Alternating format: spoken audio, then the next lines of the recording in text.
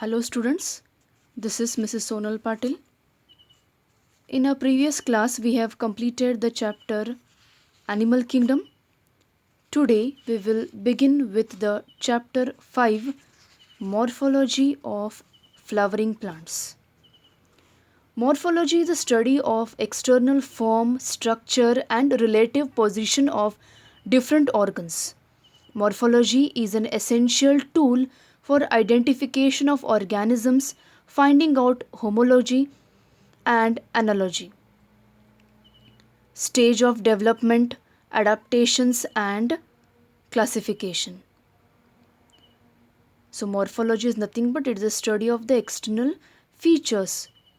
Okay, so here in this chapter they have excluded root, stem and its modifications. Directly we are going to begin here with inflorescence. Inflorescence is nothing but it is the arrangement of flowers on the floral axis. So the arrangement of the flowers on the floral axis is termed as inflorescence. A flower is a modified shoot wherein the shoot apical meristem changes to floral meristem. Internodes do not elongate and the axis gets condensed. The apex produces different kinds of floral appendages laterally at successive nodes instead of leaves. When a shoot tip transforms into a flower, it is always solitary.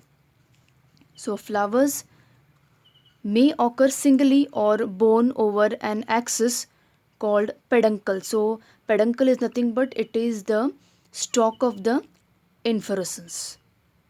So inflorescence is nothing but it is the arrangement or distribution of flowers on floral axis or peduncle. Depending on whether the apex gets converted into a flower or continues to grow, two major types of inflorescence are defined: racemose and cymose. In racemose type of inflorescence, the main axis continues to grow. The flowers are borne laterally in acropetal arrangement. Acropetal in the sense older flowers are towards the base and younger are towards the apex. That is called as acropetal succession or acropetal arrangement. In cymose type of inflorescence, the main axis terminates in a flower, hence it is limited in growth. The flowers are borne in basipetal order. Now basipetal is nothing but here the older flowers are at the apex, exactly opposite of the racemose, and younger flowers are towards the base. Here both the type of inflorescence they have shown, racemose and cymose. So here you can see in racemose the older flowers are at the base and younger flowers are at the apex, whereas here older flower is at the tip. Below the older flower there are the younger flowers. The flower is a reproductive unit in angiosperms. It is meant for sexual reproduction.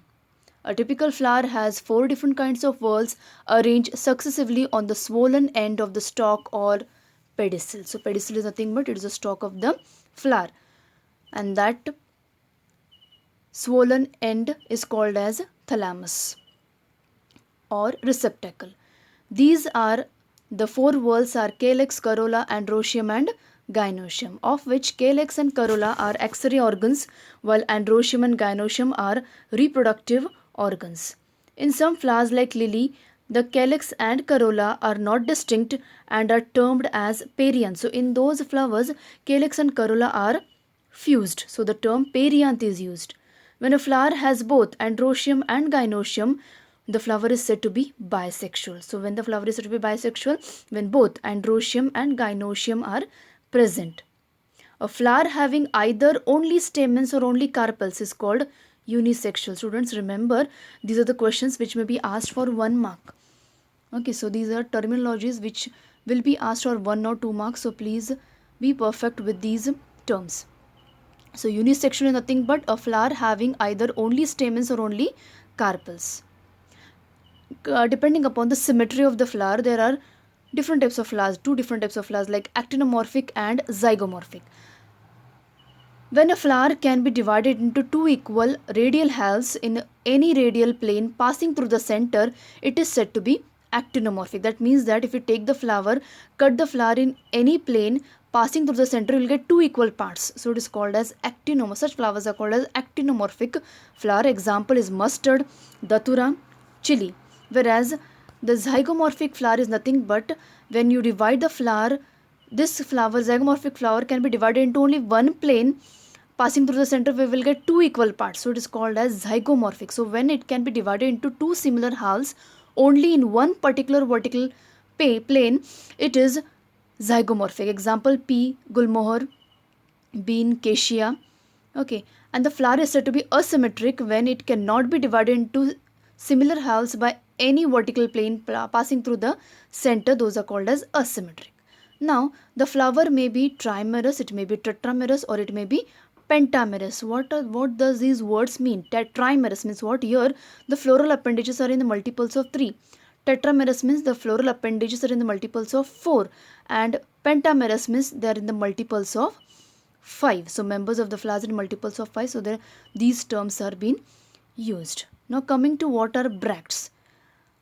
Bracts are nothing but they are the reduced leaf found at the base of the pedicel. So at the base of the pedicel there is a small leaf-like structure, modified reduced leaf-like structure called as bracts. If these bracts are present in the flower is said to be bracteate, and if these are absent, they are said to be ebracteate.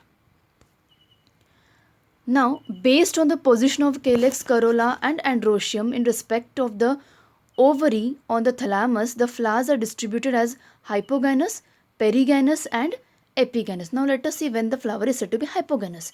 In the hypogynous flower, the gynoecium occupies the highest position while the other parts are situated below it. So gynoecium is at the topmost position and below the other parts will arise. So the ovary in such case is said to be superior and the flower is said to be hypogynous. Example is mustard, china rose and brinjal.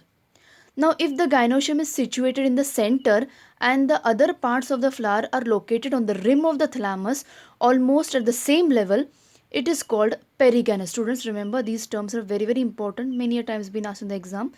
The ovary here is said to be half inferior. Example is plum, rose, peach.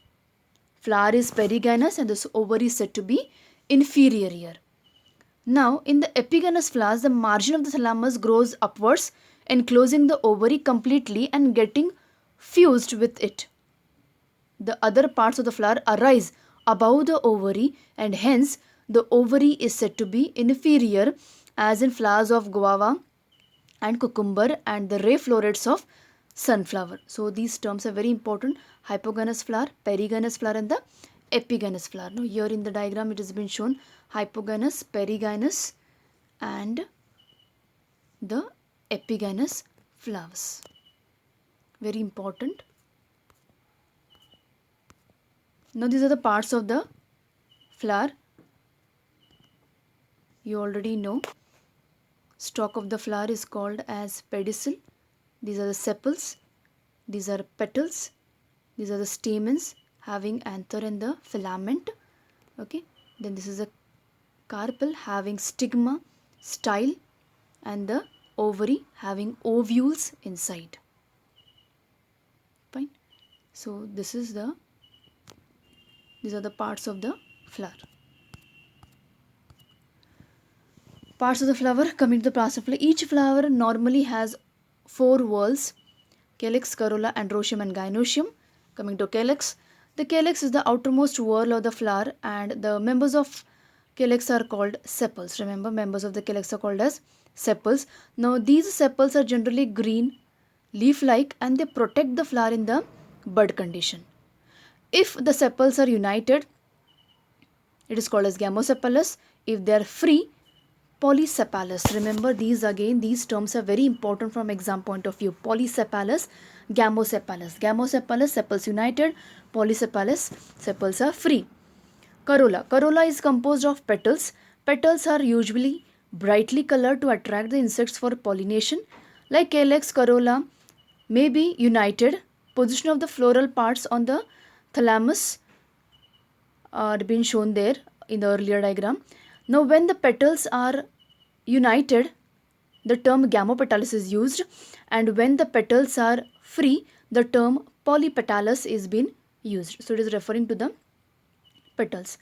The shape and the color of the corolla vary greatly in plants. Corolla may be tubular, bell-shaped, funnel-shaped, or wheel-shaped. So this was about the calyx and the corolla.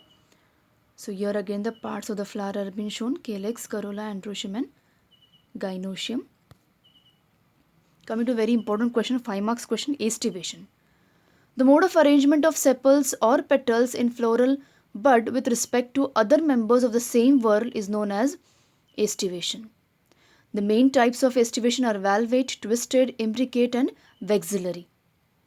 When sepals or petals in a whorl just touch one another at the margin without overlapping, as in calotropis, it is said to be valvate. So in valvate estivation, the sepals and petals just touch along the margin. But in twisted, one of the margin of the appendage overlaps that of the next. So one member overlaps on the another. The margins are overlapping here on each other, so they are called as twisted. It can be seen in China rose, lady's finger, cotton, etc.